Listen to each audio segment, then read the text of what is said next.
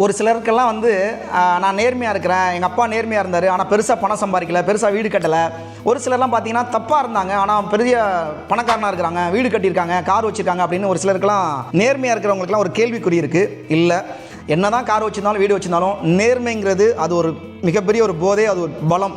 இப்போது நம்மளே சொல்கிறோம், அவர் கார் வச்சுக்கார் வீடு வச்சுக்கார் தான் சொல்கிறோம், ஆனால் எங்கள் அப்பா நேர்மையாக இருந்தார், நான் நேர்மையாக இருக்கிறேன்னு சொல்கிறேன். அது வந்து கார் வீடோட மிக பலம் வாய்ந்தது. நம்மளுக்கே தெரியும், இப்போ லேட்டஸ்ட்டாக அடிக்கடி நம்ம ஸ்பீச் கேட்குறோம், இறையன்பு சாரோடைய ஸ்பீச்சு. என்ன மாதிரி நேர்மையான ஒரு மனிதர். அப்போ அப்படிப்பட்ட மனிதர்கள்லாம் இங்கே நிறைய பேர் இருக்கிறாங்களே. அப்போ அந்த நேர்மை வந்து காசு பணத்தை விட கண்டிப்பாக வந்து உயர்ந்தது தான். இன்னொன்று என்னென்னா, நேர்மையாக இருக்கிறவங்களும் பணம் சம்பாதிச்சணும், வெறும் நேர்மையாக மட்டும் இருந்துடக்கூடாது.